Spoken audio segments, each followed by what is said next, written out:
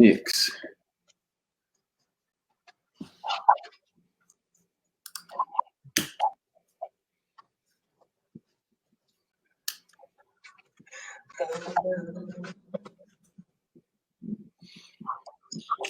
So, do you hear me? And do you hear me loud and clear? Yes, sir. So, how was your day today? It was good. Busy, but good. Can't complain. At least still got a job. Praise the Lord. Good job. Did they allow you to continue to work? Yeah, we just work from home because we still have to support the field. So then we help out with HR where we can, because a lot of my projects got stopped, except for the Google glasses that we're going to use for maintenance and troubleshooting. Oh, wow. Yes. Okay. What's up, Miss Shonda? How are you? Hello, Loretta. How are you doing? Hey, ladies. Wow. So I guess last time you and I had a conversation, Mrs. Brenda was what, 2 weeks ago? Maybe 2 weeks ago? Yeah, like 2 weeks ago. And I did not title this particular conversation. I don't know. I wanted to. I thought it was necessary to do so. But I don't do the used car salesman release stuff. You know? Hey, we're selling cars for $24.99. Okay. But I wanted to just kind of spend about an hour, just an hour, maybe a little less, talking about a series of conversations that I want to have as it relates to just the cult experience, the impact. A lot of people talk about a cult, or they claim or make suggestions that, you know, you're in a cult, or, you know, they know what a cult is, or they use that word loosely. But I'm learning to understand that it's more to it than just saying it's a cult. You have to really understand the impact of that. And I think you are you've given me some insight, some information that I think that is necessary to talk about. I want to talk to you about some of the things that you're studying, some of the things that you know, your experiences as well as my experience, because a lot of people don't understand what a cult really is. Right. In the Black community. Right, and especially us. You know, we automatically look for, you know, the hair braided up on one side of the head. We look for, you know, spaceships to show up in the sky. We land on the bed with our Nikes on. You know, we drinking lemonade. We got AR-15s.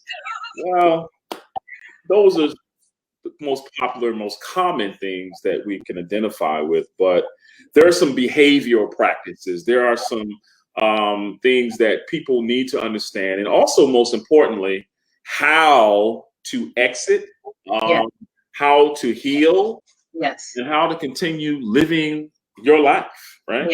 Yeah, because a lot of people don't really understand that it's not just just get up and leave. Right.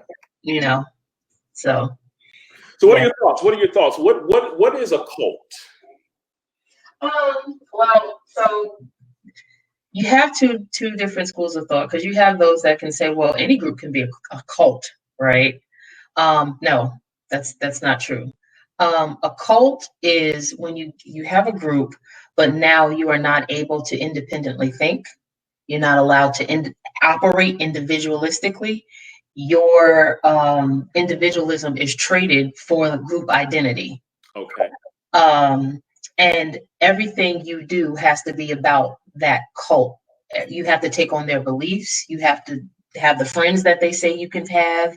And usually they are kind of like your family as well. That's when we begin to take on a cult. When a person begins to lose their freedom, right? And they face ostracism, they face criticism, they face rejection if they do anything contrary to the cult. Well, I guess, how do you even get to that place? Is it something that goes on with individuals that kind of lead them to that place first? What, can you walk me through some of those steps? Yeah. Okay, so a lot of times there's a thing in psychology called maladaptive behaviors. There's 18 of them. Say Okay. it. It's called what? Maladaptive behaviors. They're called they're called maladaptive schemas, actually. There's 18 of them. And what happens is these maladaptive schemas form in your childhood.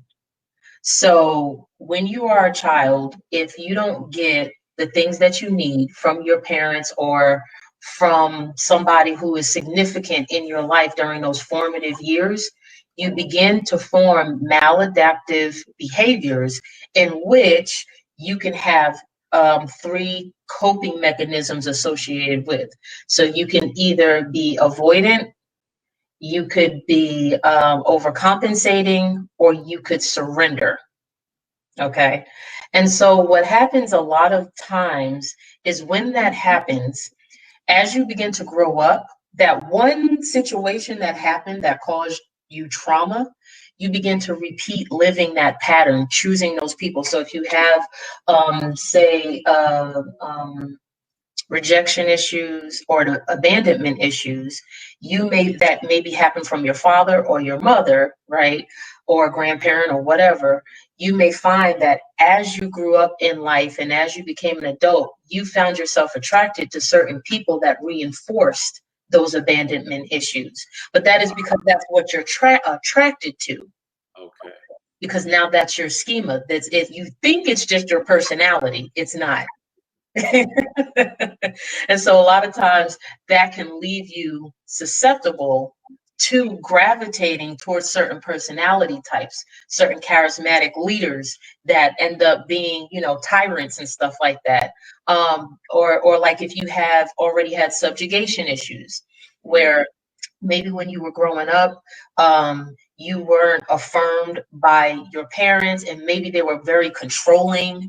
Maybe they never affirmed your decision making. So you always feel like you don't have a voice, even though you do. But in your mind, you don't have a voice. So therefore, you'll put your wants, your needs, your desires down in order to do what they say in order to get acceptance, because you don't want to be rejected.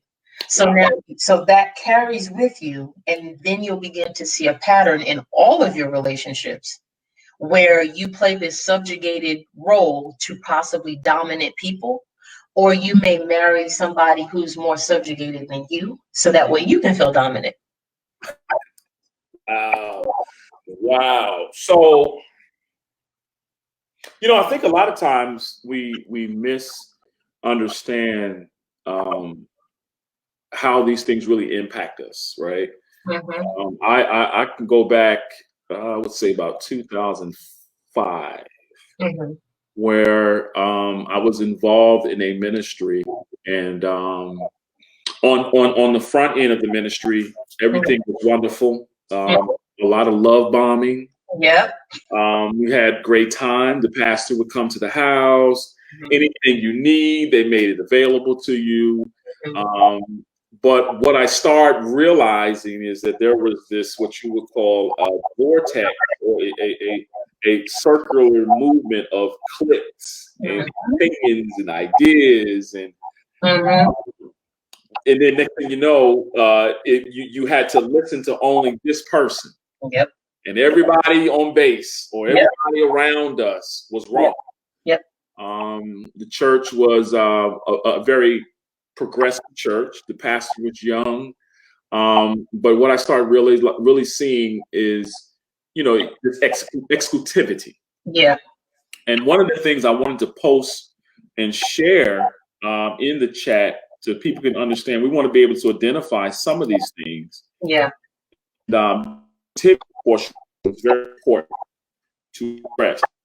It is. Let's look at this. Exclusivity. They are the only or ark of salvation. You can leave and be saved, but breaking up is hard to do. Let's talk about that. Number one. Yeah. So it's kind of like when you have an abusive partner, right? It's like that partner will make you feel like, oh, I'm doing you a favor. It should be an honor that I let you in, right? And that's how these groups are. It's like in the exclusivity, the elitism, Yeah. and for a person that that has certain susceptibilities, or there's outside things going on where there's a lot of uncertainty and a lot of vulnerability, that is like just aiding that feeling of exclusivity gives them comfort. It gives them security. Right. So, and it gives them some value. So if you are a person, and especially like you just said, you said the pastor was young and different things, that's a life transition phase where a lot of people are susceptible. So you have like maybe your kids are leaving, or maybe you're young, or maybe you have just left the house and just got married and just starting your family, major transitions in life, right? Right. And they have this exclusivity. When you before that, you already were trying to find out what your identity is, but then this exclusivity makes you feel like I have an identity. I found my place finally, right? Yeah, yeah, yeah. And so how does that is that familiar to you when you had your experience? I felt like it in other areas, and the only reason why is because I had a different coping mechanism, so it wasn't necessarily to surrender Okay. as much as it was avoidance. So I don't even. So it's like I'll deal with you, but not close enough to where you can get in on my personal stuff. You get what I'm saying? But I did have, like Bobby, he had that. And it was like, of course, this pride, right, that you kind of get from being in the group, Yeah. you know, so to speak. And so watching that, it was just like, really? Really? This group right here? You talking about this group? Yeah. And I've seen it. I've seen it in other places, and it's just like I get it, because depending on what you've been through, and unfortunately in the Black church, we over spiritualize a lot of things, and we don't look at just the natural susceptibility that comes with being human. Absolutely. Yeah. I have another one. This is a really, really good one. This one deals with elitism. Elitism. Let's talk about the elitism. So that's us versus them, right? So we're the ones with the knowledge. We're the ones who have, the easy pass into their pearly gates of heaven.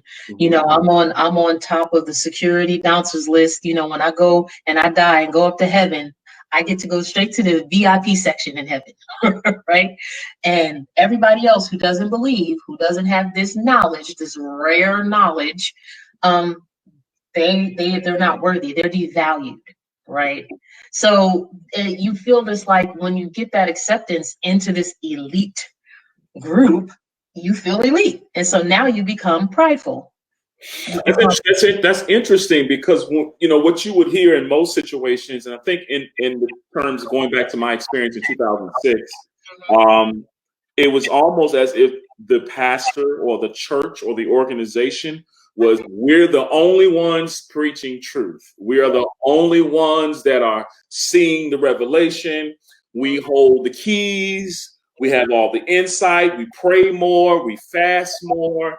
We're the greatest church here in this particular country of Japan that I was living in. It was really, really fascinating, because you begin to take on that mantra, like, well, man, we're better. We got more revelation. You ain't up on this. We got more access to YouTube than you do. Right. Yes. And then you just start to get real critical, real snooty, real self-righteous. Right. And by the way, can't nobody tell you nothing. And we have some kind of way of experience that. Many levels. Here's what I was picking on. It's quite a few, because I know you got some amazing slides that you want to get to, and some things you want to talk about from a psychiatrist standpoint. But here's one that I thought was really good. Let's take a look at this one. This one here, most people kind of overlook. Information control. They decide what you should know and believe, and you are not free to read or listen to other sources. Yeah.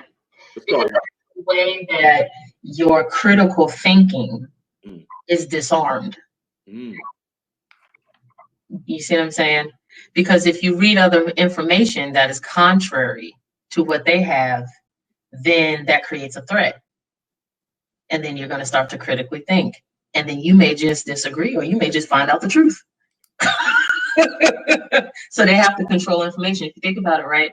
I think it was, historically speaking, back with the Catholic Church for a while, because Bibles and stuff weren't printed out in mass and different things like that. They would try to control, how people had access to the Bible. And a lot of people couldn't read. So, and of course, you've seen that even like, with slavery and different things like that. So that information control, anytime you have that word control in there, in any type of relationship, it is probably about to take on the form of a toxic relationship. But you know what's fascinating? It's like in certain situations, you feel like you are this special, unique group of people. Mm-hmm. A house on the hill. Mm-hmm. I am this exclusive church. I am this exclusive organization, and I'm better. We're better than because we have the absolute truth. No one is doing it the way we're doing it. But the really crazy part about that is it's almost an instant brainwash. Yeah. Yeah. Because you surrender to that feeling. That feeling. It's like a high, like a drug, right? Yes, it's like a high. And it's better to feel that feeling than to have to critically think, because critically thinking takes work.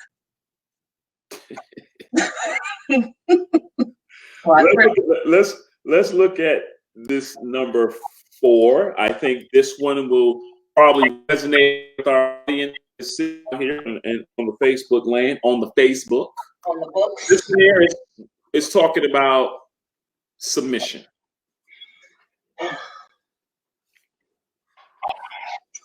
Mm-hmm. I'll let you take a stab at that one. Yeah, submission to the leader and group is required. Usually a special title must be used when addressing the leader. Yeah, so that submission is the handing over of your identity. That is you surrendering. Okay. Because you have to and when you're in a cult, there is no room for individuality.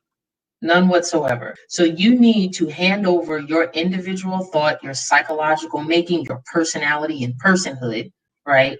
And you need to take on the group identity. And in order to do that, you have to surrender. There's an exchange. You have to submit. So during that, then it's like that process of that, when they're brainwashing you, when they're love bombing you and all of those things, that's the time in which you end up handing it over, because you're like, these people love me. They love me. I've traveled. I've come from all the way from Montana. Yes. To hear nothing but the truth. Yes. Yes. And then they've told you that this is, the way to salvation, and you don't want to be lost, do you? So when you take all of those different factors, that's how it gets you to submit, because now you feel like, you know what? I can trust them, and I don't want to be lost. Right. I don't want to be lost. Right. And look, and if you all have any questions or any feedback, please do not hesitate. Let us know, because I think this is very important for us to have this three-way conversation where myself and Miss Brenda, who's soon to have her doctorate degree, having this intellectual dialogue. But we want to make sure that there's some participation, and because there are people who really need help, and they really need to understand what they're being impacted with. And so I want to talk a little bit about the mystical ministry. This is called the mystical ministry, where the leader and sometimes other followers claim special insight from God, right? That is not made available to others. This is used to intimidate and manipulate people into conformity. Now, I had a pastor do this to me. He said, well, brother, him and his wife, they tag teamed me. One came up and said, I had this dream. The Lord revealed something to me. Not the dreams. Right? And what was really interesting, at the time, I'm just like, what? And it was so off. But me looking at this gentleman, knowing that he's the pastor, knowing that, he's the leader, he's the under shepherd. These are the things that God is dealing with him concerning me. I said, okay. So he shared this dream, and I'm sitting back like, what? Then the wife will come 3 days later, and she'll have a prophetic word, and I just be like, what? At this point, I'm like, okay, God is talking to all these people about all these things. Right. And he's telling me something totally different. And matter of fact, what he told them, her and him, was something totally different that didn't line up with what they were talking about. Yeah. But it was used to intimidate and get me to conform. And I like that. I'm glad that you brought that up and that you're doing this in the order that you're doing it, because that goes in line with submission. Unfortunately, within the Black church, we've been taught dysfunctional submission, right? And so we don't necessarily, while it's in there, we do not emphasize scriptures like test the spirits. You can tell every tree by the fruit that it bears, things like that, right? Because that was your discernment. You were already in your gift. You were discerning that that's not what God is saying. God is not going to say something totally different to you and then say something totally different to all those people, because what is that called? Confusion, in which something that's not, God's not the author of confusion, right? So but that goes along with it, because we don't actually sit and process even the way that the Lord himself has told us to process, right? So that's how you get these people coming up with this, rare knowledge about, oh, God told me and he showed me, and showed me and he told me. I'm like, okay, great, mute your mic. But the thing is that they tell you this stuff, and you think that if you don't do it right, you're being contentious, and you're rebellious, and I tested the spirits. And the spirits said no. You know what's interesting? I had an experience where a pastor constantly wanted to get close, and wanted to know what my struggles were. He would ask me questions, things that I just didn't want to talk to you about. And sometimes he would use this language, well, you're always inside your head. You need to get outside your head. It wasn't that I was inside my head. I didn't want you in my head. Right. And so when I had issues and concerns that bothered me enough, I had a father to talk to. I had somebody that I considered a mentor, because I just didn't feel comfortable sharing certain things and watching how those things were handled concerning other people. Yep. Right. And so what I've always said to people who ask questions about some of these things, and not only based on my experiences, that you always got to keep a little place in your heart reserved. Yes. Because when you plug yourself into an organization or into the work under the understanding that you're doing it for the work of the ministry, you plug yourself into a system, and that system becomes your God. Yes. And then to that point, even when you talk about the mystical, whatever, that's how they set themselves up as the God voice. Yeah. So it becomes hard for you to separate their voice from God's voice. So whatever their ideology is, whatever they believe, you think that that's God. So if they look at you in a look of disdain, you feel that God looks at you with a look of disdain. It's the same thing with kids. When they're growing up, depending on how they grew up with their parents, sometimes it could be a great just precursor to how they look at God. Right. Because a lot of times their parents' voice, and rightfully so, is God's voice.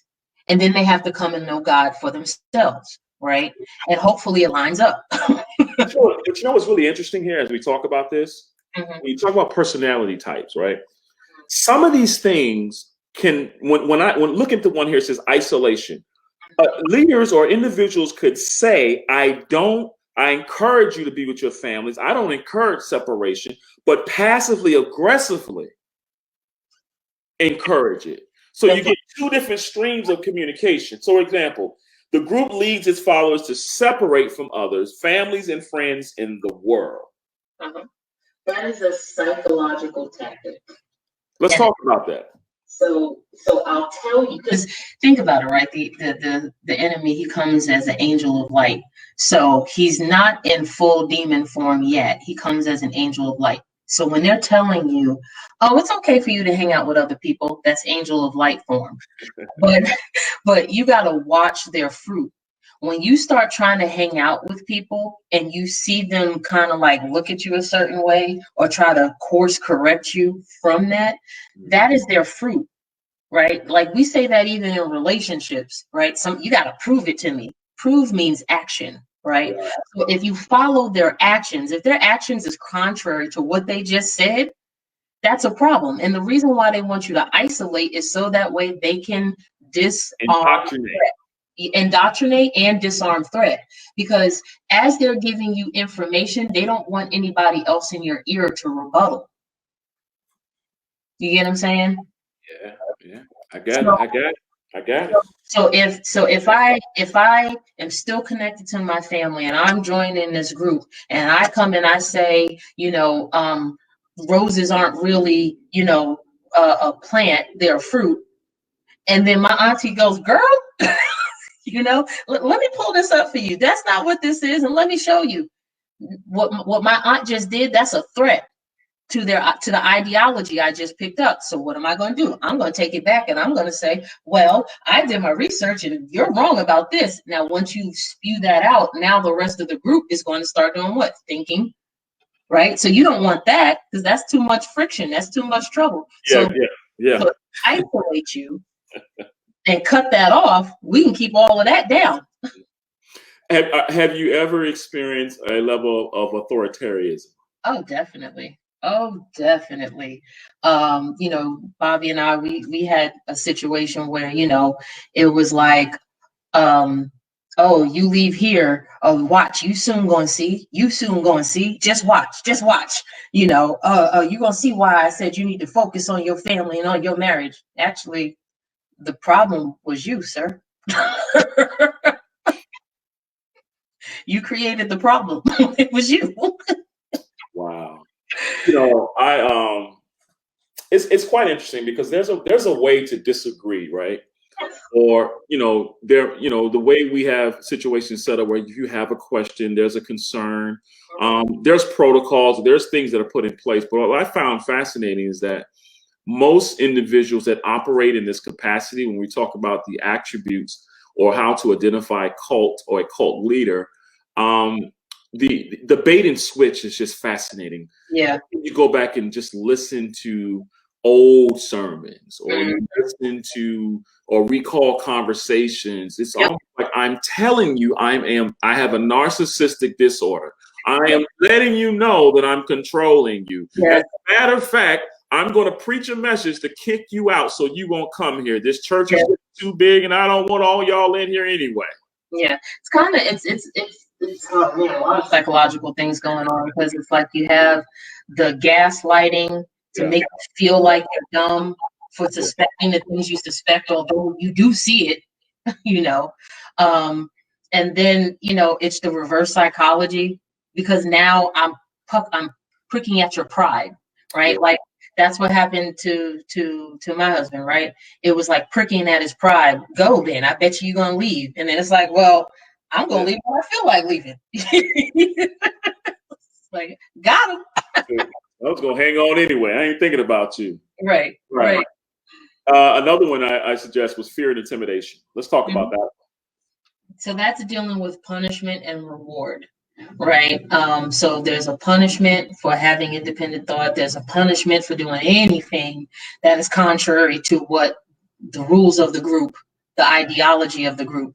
Reward goes to those that are the most faithful. So they won't be put on the gauntlet. They won't be talked about. They won't be ostracized. They won't be kicked out.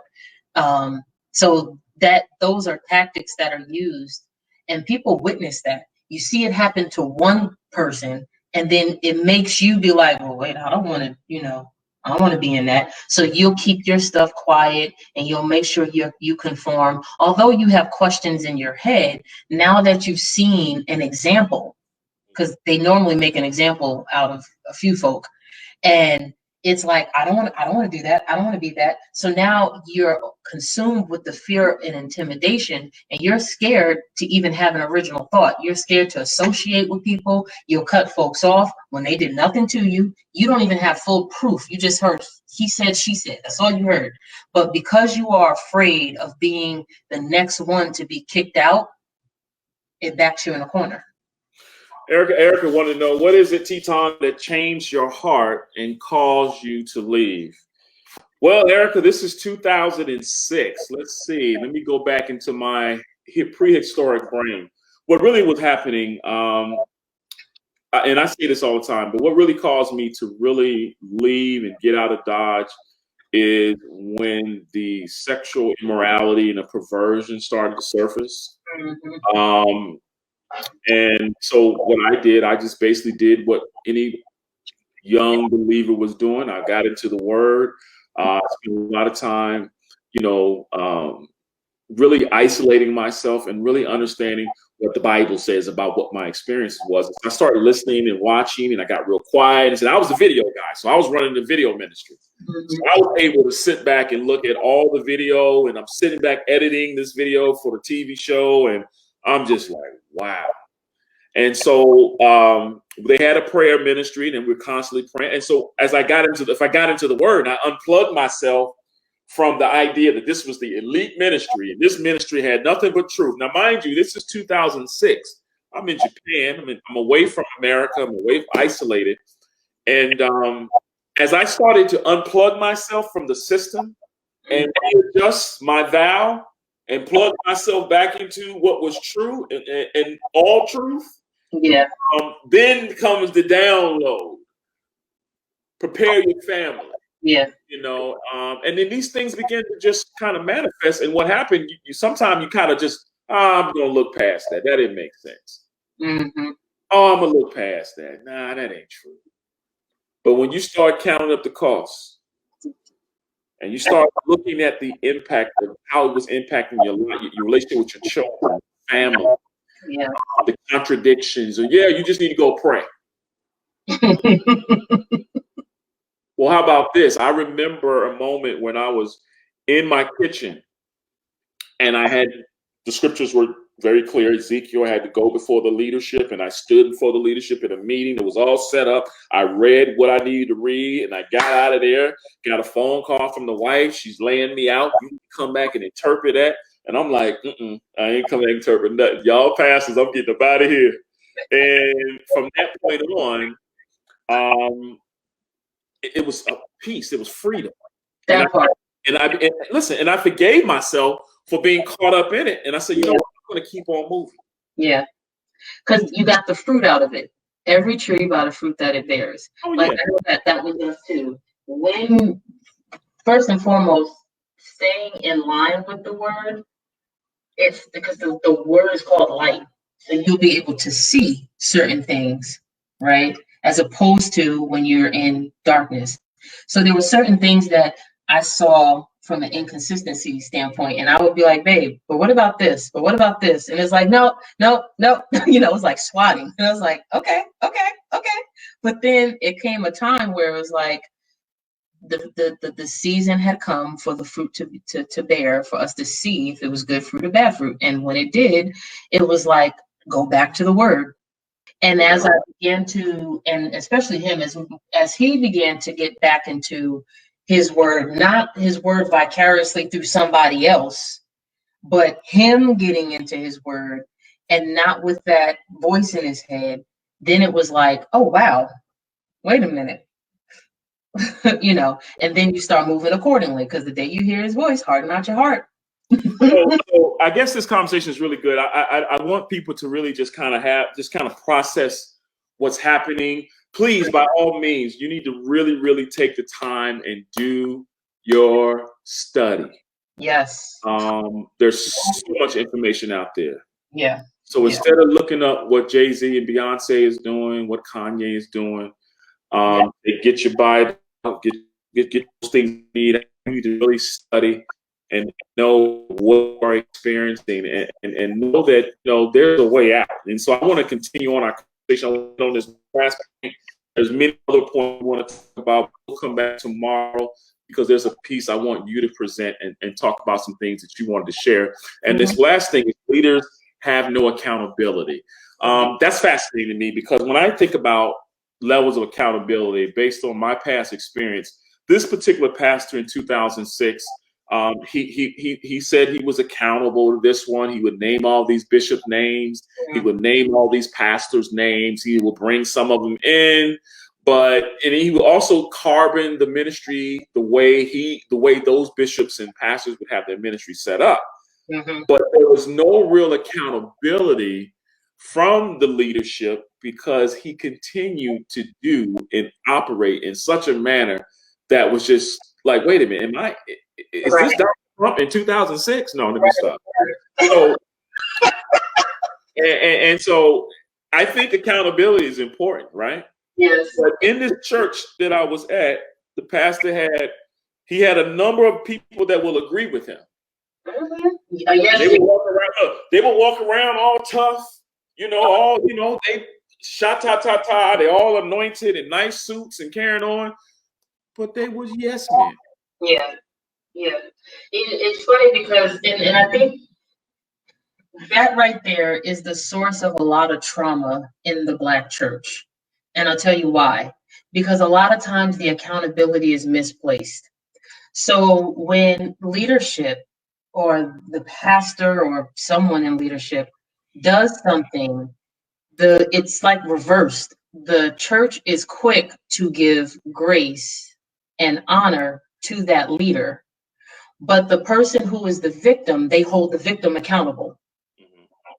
And you've seen that a lot in the Black church, especially with the dynamic of gender, where the preacher, the male, he can sleep around, have babies popping up out of the woodwork, and it's like, oh, well, he's just a man. Pray for him. He's weak. The devil's attacking him, But then when you see certain things that happen from the side of a woman, it's, you need to be held accountable. And you're setting a bad example. Like, whoa. Where you don't think that in God's eyes, he don't see both the same? You think he just dropped the ball on one and didn't pick it up on the other, Yeah. And so you have that a lot. Like even with like John Gray's in that situation when he had cheated and stuff like that, right? It was interesting to see how everybody in the church was getting on the mistress, but I'm like, okay, but John is not a baby. John is, and I'm not saying don't forgive. I'm saying he's not a baby. I'm saying he's the one that's on the pulpit, not her. So hold everybody accountable accordingly, because we're not supposed to be respecter of persons. We all have to bear our cross. We all have to make sure we're walking in the spirit. We all have to make sure that we are fighting those things, those different lusts that the Bible already said. We each have our own lust. Okay, it's there. It's just we're equipped to handle those things. But when it comes to accountability, we have it real mixed up in the church, real backwards. And then when we let that happen, eventually God has to step in. But unfortunately, a lot of people get hurt. A lot of carnage, people get scattered, and then they end up leaving the faith. Yeah, and in terms of accountability, I think most important, and at least what I have learned, is that, in certain situations, people or leaders, and there are some great leaders out here. Don't get me wrong in this conversation. And those of you who are just joining this dialogue and this little brief dialogue about some of the things we're identifying in cults and cult leaders, we are not here to suggest or talk specifically about any particular topic. I think this is more important for individuals that are experiencing some of these things, because this is trauma. People are dealing with levels of trauma. I'm not here to spend a whole lot of energy talking about G. Craig Lewis, whoever, whatever. What I want to talk about, and what we're talking about, is how to identify these things. Most importantly, how do we exit? How do we heal? Yeah. Because after the smoke is over and it's all said and done, there's still no excuse, right? Yeah. And I think it's to provide an understanding of what you're experiencing, because a lot of people, when they come out, they kind of like feel ashamed. How could I fall for this? How could I be so stupid? And it's like, you have to understand that just like any other trauma, and especially church trauma, Right. Even your brain, when you go through trauma, it rewires into a certain way where you become more hypersensitive to certain things. You process things differently. So this isn't just like, just some love tap that you just experienced. This is real trauma. And when you are in even when it comes to like regular cults, you don't realize you've been programmed. And usually when you're coming out, you have to be deprogrammed. So it's not easy, So we had this conversation the other day, and I wanted you to kind of talk about some of the research and some of the study that you've been doing. And as you kind of gather what you have, I'm going through the questions, and I see Mr. Mike Andrew. Mr. Andrew says, sad that this is what's going on behind the scenes, the truth behind minute. The name that shall not be named, skip over. I'm joking. Go ahead. Yeah. Again, I appreciate everybody's level of engagement in this conversation. This is just a conversation. And I want to make sure that we leave here with something that's going to sustain us. Because, again, this is a different flow. I have with me Miss Brenda Carter, who will soon be Miss Dr. Brenda Carter. And we're talking about the trauma, the psychology of a cult. This will be our part 1 series. Then we'll go on and talk about how to exit some of these things. And then most importantly, how to heal. We're not here to spend a whole lot of time going back and forth and rehashing anything that you have known in Facebook and social media news. We want to make sure we help some people who really need some help. So I apologize that I'm not exercising this platform to skull drag Caesar. Mortal Kombat. We'll get Caesar later. Okay, Miss Brenda, let's talk about it. I'm going to go here and I'm going to share my screen. We're going to go to what you have prepared. Let's talk about this information right here. Right here. All right. So this is just some things that research. It's just in common in terms of understanding your susceptibility. And I think that this is an important conversation to have, especially with dealing with the Black church, because we feel like, like you said earlier, because we're not attending something where, they wear the skirts all the way down and they look like they're Amish and, or we don't see the hippies drinking Kool-Aid that, we're not in a cult. And you got to understand that cults can come in many different forms. And as soon as any group begins to take away your right to independently think, your right to hang out with other people, to have different thoughts, to have opposing views, you are in a cult. So a lot of people want to know, and they're trying to understand, like, how did I get caught up in this? Especially when they come out, because there's so much shame and they're still trying to make sense of everything, right? Exactly. So the first thing is that cults, they have a tendency to provide shelter from uncertainty, right? So you're in a time period, or you may have, like I mentioned earlier, a natural disposition based off of some early childhood experiences where you are more susceptible to cults, where you're more vulnerable. And a lot of times, like from an external standpoint, this happens during times of change, upheaval, emotional unrest. Maybe you've gone through some stuff in your family. Maybe you're a young family that's just getting on your feet, trying to come away from your parents who may be too controlling, or maybe trying to dictate what goes on in your marriage. So there's a lot of emotional upheaval, a lot of uncertainty, maybe during a recession, just a whole bunch of things that can cause this. And during those times, these cult leaders, they present themselves as having the answers, which looks like shelter. So I don't have to keep feeling, this conflict I'm feeling if I just come up under this leader who says they have the solution. They say they have the answers. Wow. And so the subset of those is what you see underneath is just the explaining of what times of uncertainty, what that does. Like if you're in an uncertain time where, you don't have a job, or you're looking for a spouse and you're trying to get answers, this is usually a time where you feel vulnerable because you have unfulfilled needs. Okay. So this cult leader comes and says, if you do this, this is going to get you what you want. Now, you don't necessarily understand that this cult leader is a con artist in essence, right? So he or she has a method to their madness, and you don't realize that no, they don't have what you need. God has what you need, and He'll help you get there. But this person doesn't have what you need, and so it makes you feel like you're this lost soul that needs to be found. So let me understand. Help me understand something. Why is, most people say, well, this is not no cult. This man or woman loves the Lord. They really, really loves the Lord. You don't understand. They love the Lord. They preach truth. They preach righteousness. They preach holiness. They do all the things that the Bible says that we need to be done. How do you help people uncipher that, unfilter that way of thinking? Well, it goes back into your personal. And I'm talking about from a physician, from a medical standpoint, Well, the way the brain is wired. Well, so here's the thing. So when you, and let me just give a disclaimer, I am not a psychologist, but I do have to do study for my field of work. I'm not. Okay. But that goes back to your early childhood. If you were in a household where you didn't have one of the five or all of the five needs that a child needs to be met, it can create a thing in you called self-doubt. So now you begin to doubt your decisions, you doubt just everything, right?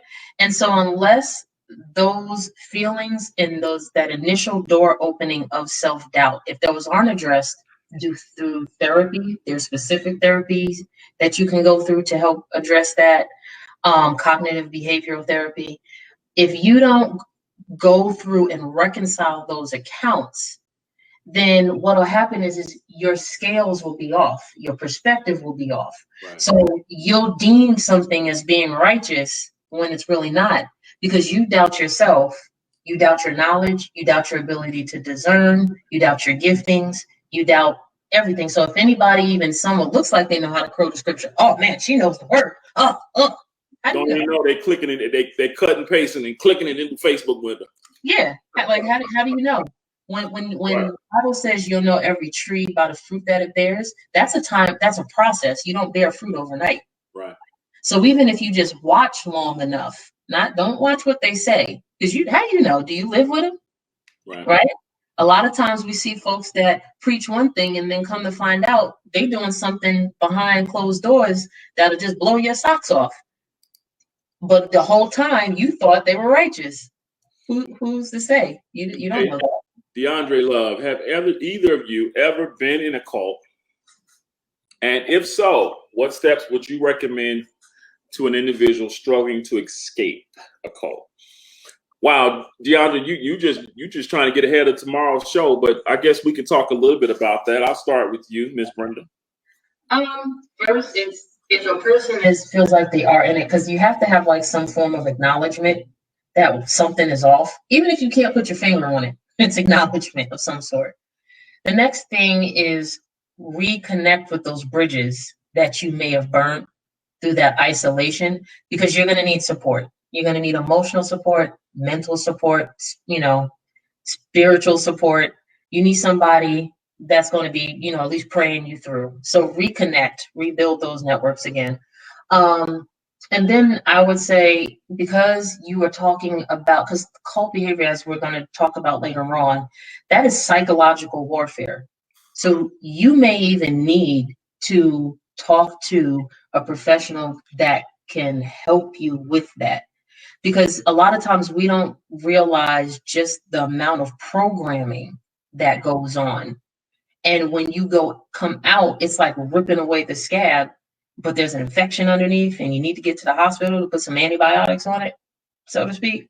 So you need to get to a professional, definitely need to get to a professional. So that way they can help reframe your thought and help you to see yourself in the right manner. So that way you don't repeat that and go and find another cult, that you end up gravitating towards. And I don't want to suggest that every ministry or every church that may preach or teach things that you don't agree with, or there's some things that you may not like based on preferences, is considered a cult.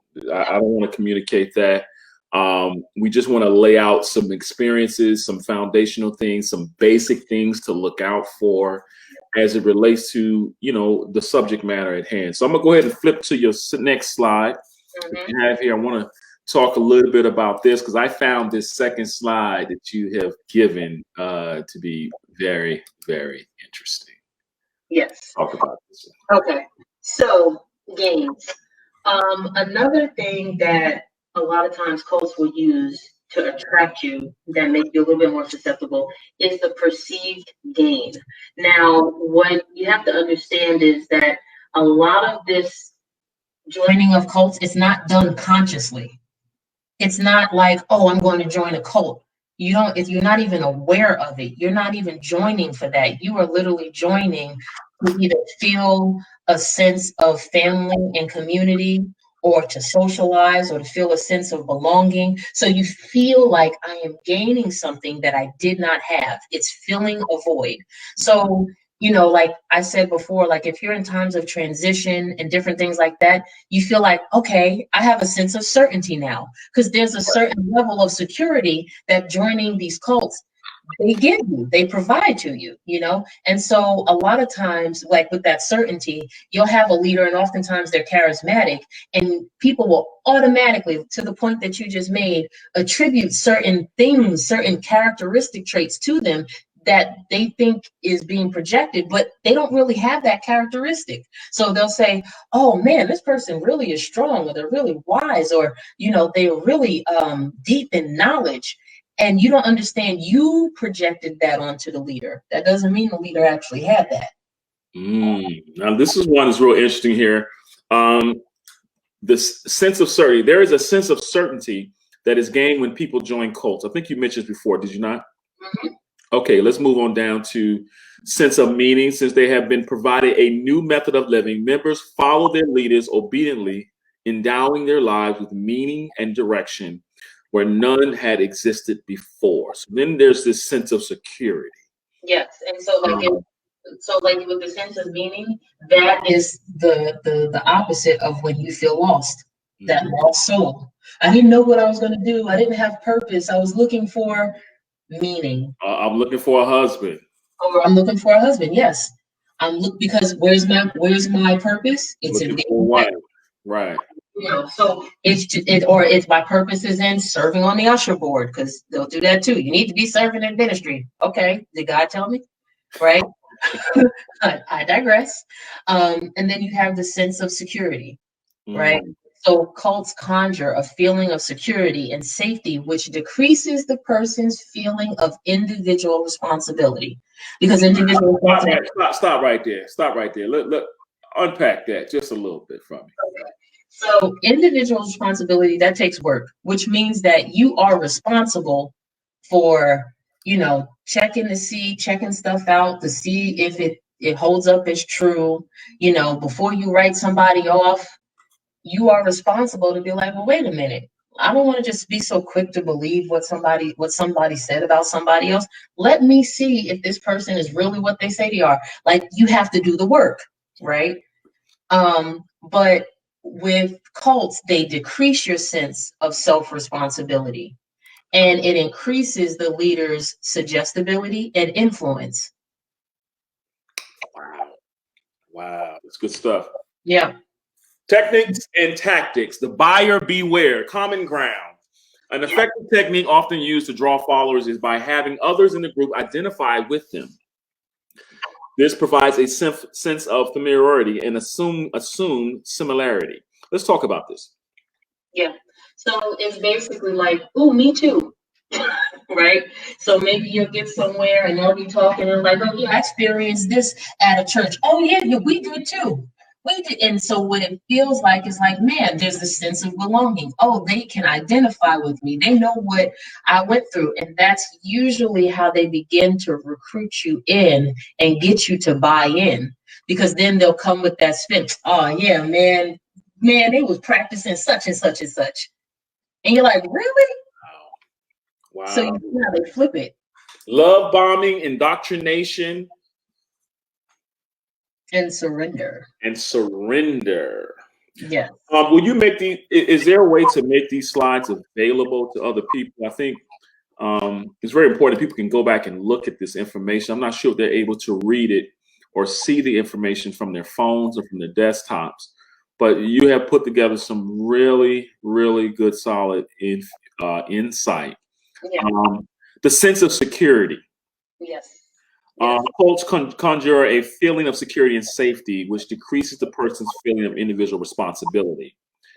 You mentioned also, you talked a bit about the gains, and you also went into discussing, as those who are just catching up with us, is the shelter of uncertainties.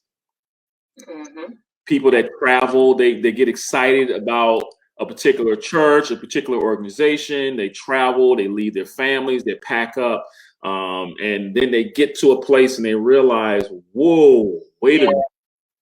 Reality. I'm here. Reality kicks in, right? Yep. And you've left everything you've known. Right. So you created even that much more uncertainty. And now you depend on this group. Your whole identity, your reality is this group. And so that's how it begins to go into your mind. And then when you start seeing, like, to some of the stuff that you had put up, like the punishment. So then you start to see people get punished for going contrary. And now in your mind, you're like, No.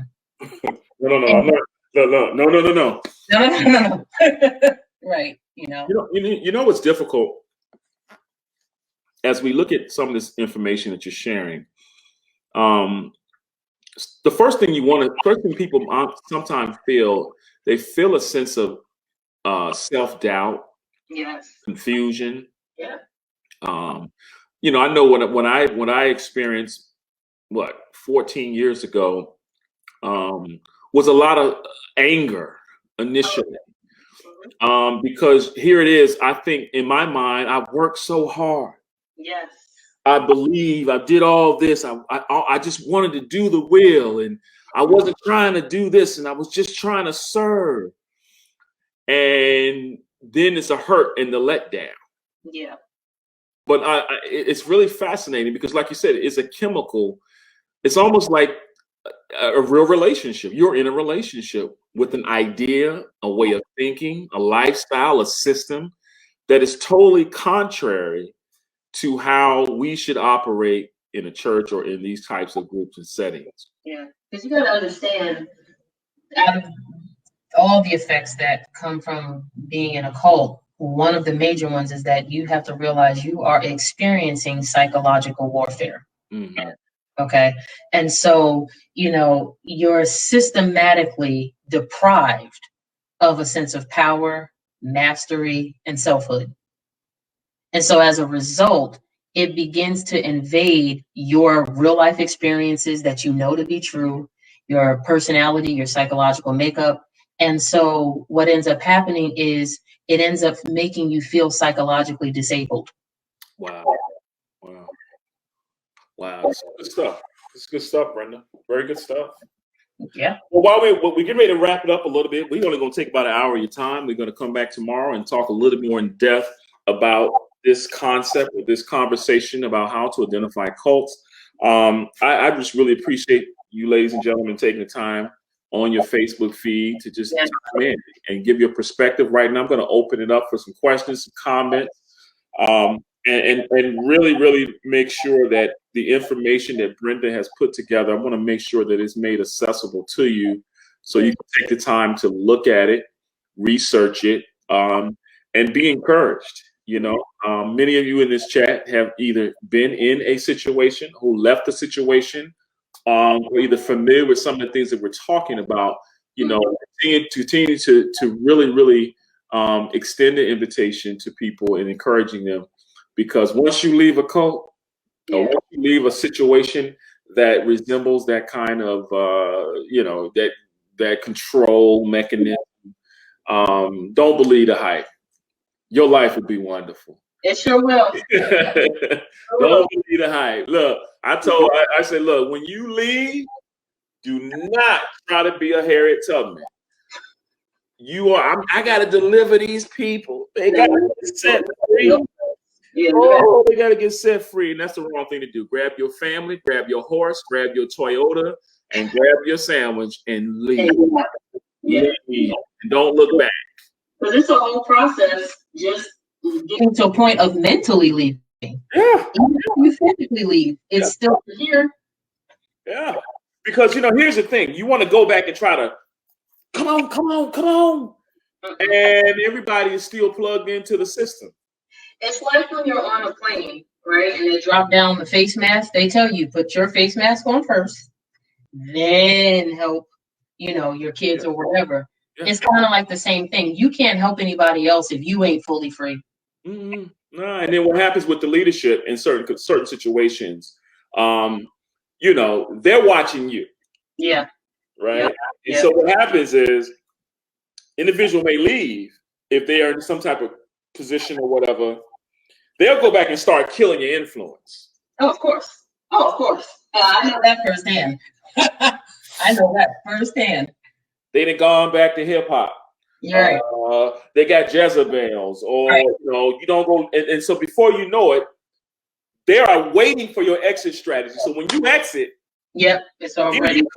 I gotta tell y'all, and they looking at you like South Park characters, eyes closed, just blinking their eyes, like. And the leaders, oftentimes, they already see it coming. So it's just a method. It's an approach, and it works. Yeah. Well, listen, I really appreciate this conversation, man.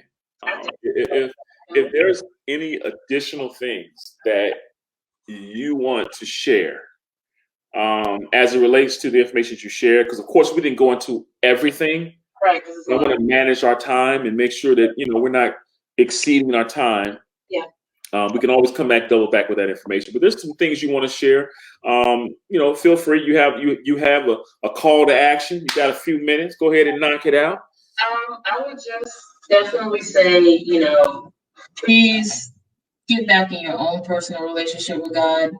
Trust that you have the ability to build that, because that's going to be crucial and key for your own deliverance.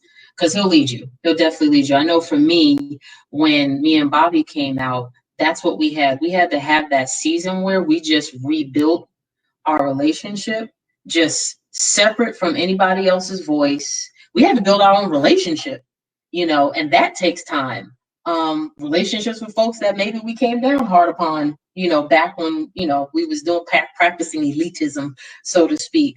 So that's what I would say is that, and also to just know that you're not alone. You're not by yourself.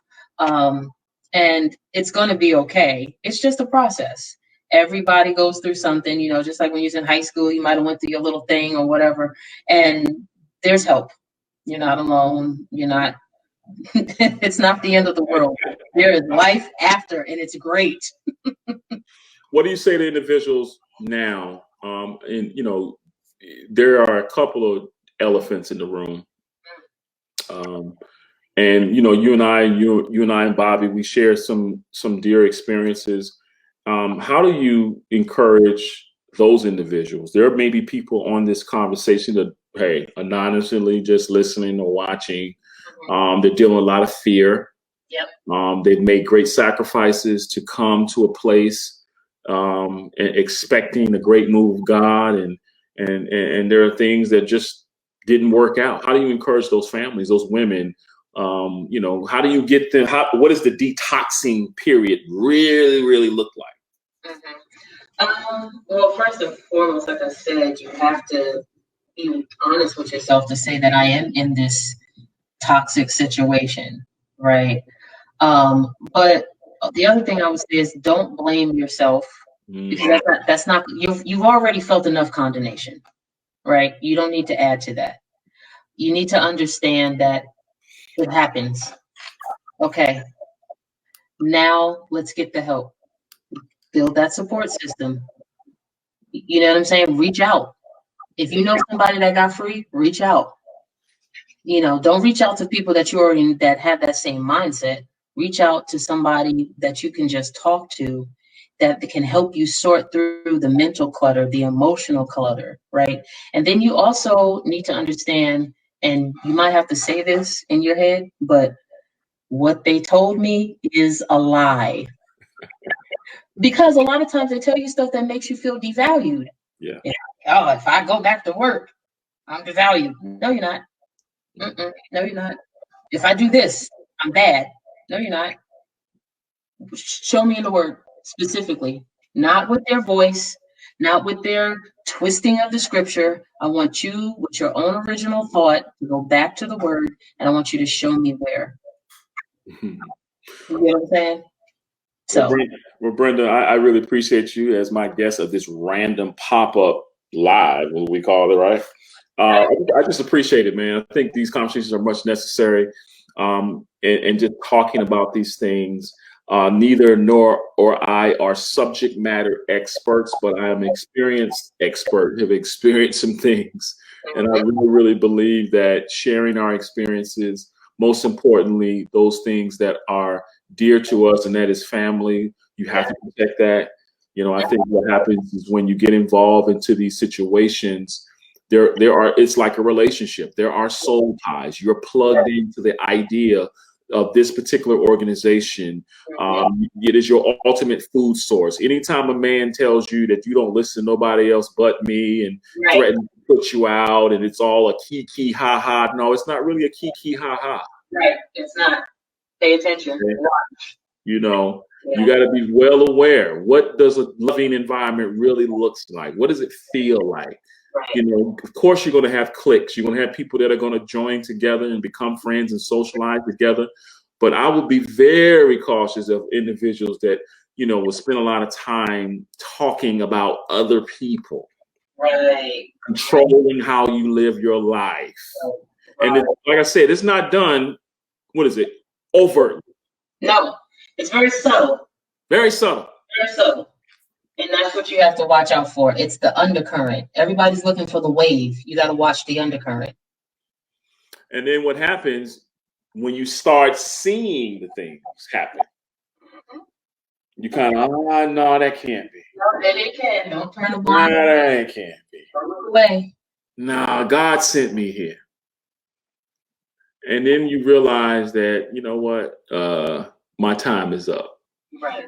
So we'll continue this conversation tomorrow. I think there's a lot that we did not cover. There's a lot of things that we want to continue to talk about, because I think it's important that people understand that it's okay to leave. It is. And there's life after it.